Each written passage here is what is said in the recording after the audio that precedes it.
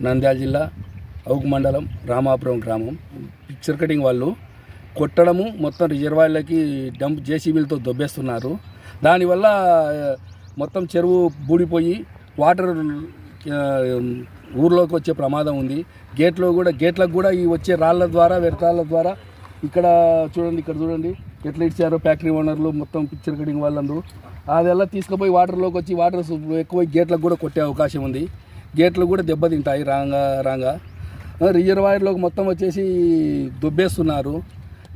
పోయిన సోమవారం మేము స్పందనలో పిటిషన్ కూడా ఇచ్చాము.